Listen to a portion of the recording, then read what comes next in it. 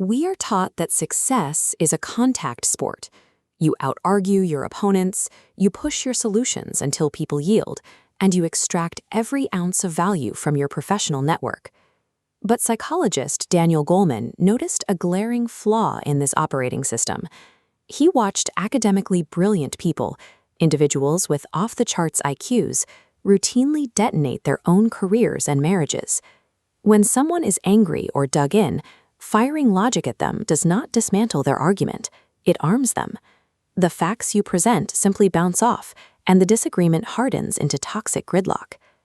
The same failure mode plagues professional networking. Executive coach Keith Ferrazzi observed that aggressive transactional networking, collecting business cards and keeping score of who owes whom, actively repels the exact champions you are trying to attract. The error in all of these strategies is biological. We treat other humans as cold, logic-processing machines, completely ignoring the fast, impulsive emotional brain that actually runs the show. When a person feels threatened or pushed, the brain's rational cortex shuts down. The amygdala seizes control and projects a biological barricade of extreme defensiveness. Goleman calls this the amygdala hijack. That is why brute force is an illusion. You simply cannot push a brain that has locked itself behind a biological wall. To reach a barricaded mind, you have to abandon pushing entirely. You need a way to speak directly to the emotional brain and pull the person out of their defensive state. Psychiatrist Mark Goldstein developed a precise framework for this while training FBI hostage negotiators to deal with the most extreme forms of human resistance. A desperate person is fully hijacked. Logic bounces harmlessly off their defenses. Goldstein found you drop the shield by making them feel felt.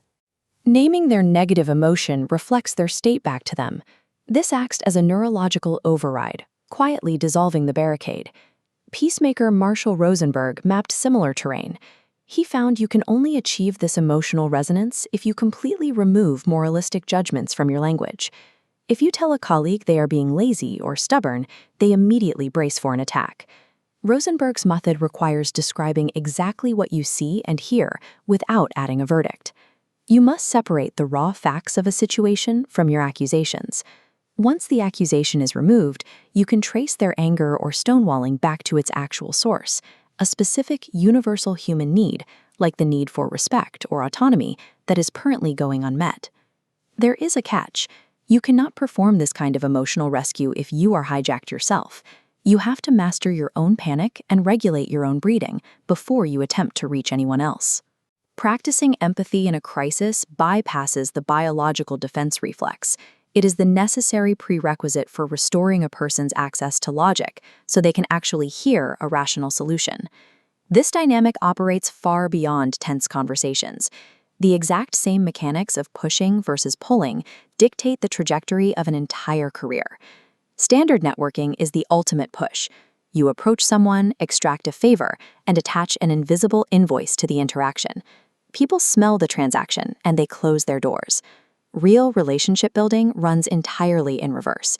It operates on an abundance mentality, where trust and opportunities are not fixed resources to be hoarded. You act as a hub.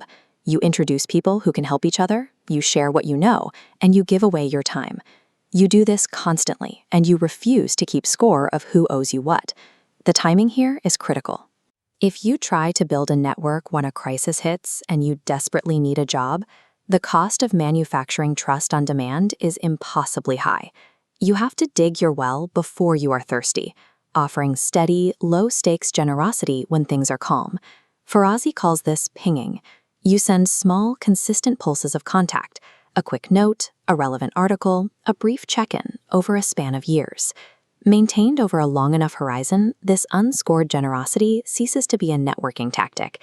It generates a massive gravitational pull of goodwill that precedes you into every room, opening doors before you ever knock. The most effective people in the world rarely rely on force. They aren't constantly out-arguing their peers or out-hustling the competition.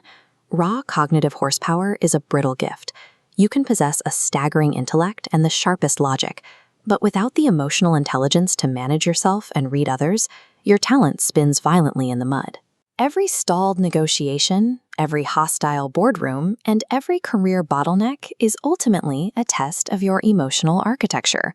When you stop diagnosing other people's flaws, demanding compliance, and extracting favors, you stop triggering the biological alarms of everyone around you. It is time to abandon the illusion of force. Stop trying to push the world and start using the hidden architecture of empathy to pull it toward you.